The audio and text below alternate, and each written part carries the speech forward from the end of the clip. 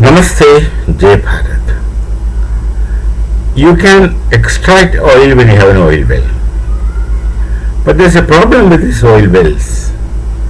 Once you start extraction, see, they are kept in considerable pressure underground. Once you let them out, they come out with force and they'll be gushing out the oil, natural oil. And once an oil well rig is active, one has to keep extracting oil continuously until that particular well dries up, which shall take long time. And then of course you'll explore alternative places and then you keep getting oil. That's how the things go on from oil well.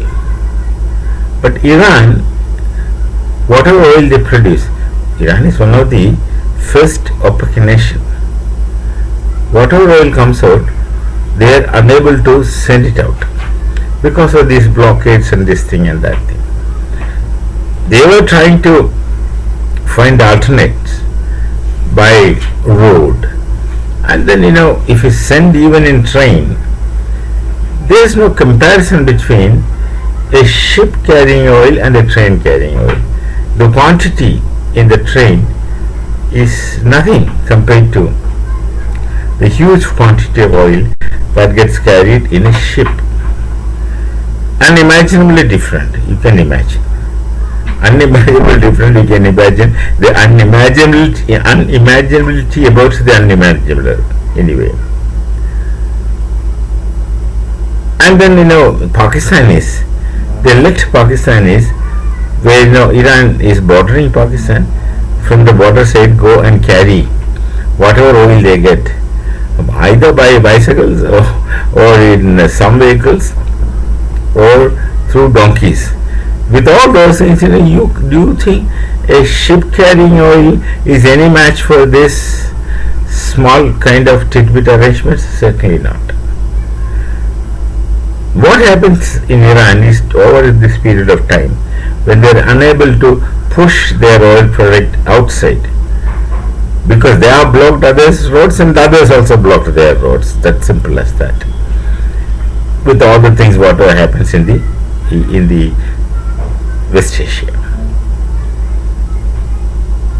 Now they have no alternative. Their storage facility is getting saturated. Someone says 2 days or 3 days.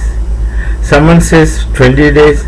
Someone says few months. We have no data, authentic data. Trump says 2 days, 3 days, but what Trump takes, no one takes serious. They have no alternate. You cannot stop extracting oil because that's very risky. It could be dangerous. There could be explosions because of the pressure with which the oil gushes out.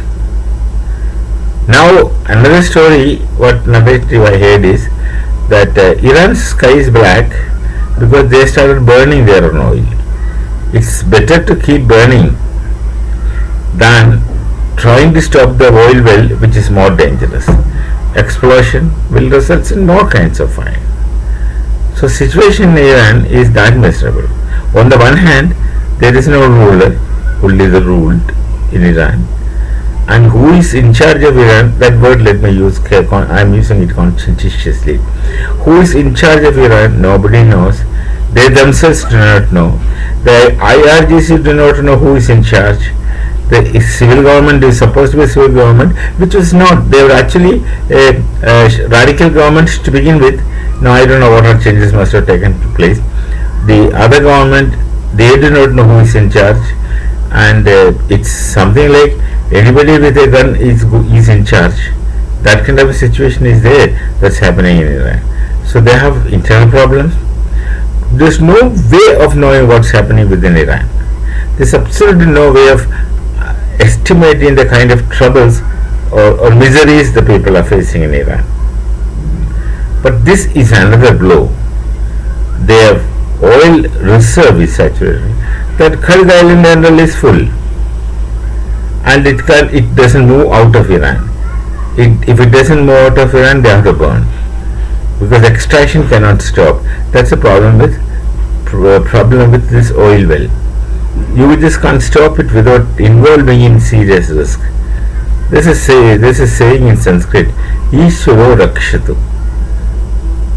We don't know what shall happen. It's all again karma. What you sow, so you reap. That's the situation. Nothing more can be said. We shall meet. Namaste. Jai Bharat, Jai Siya Ram.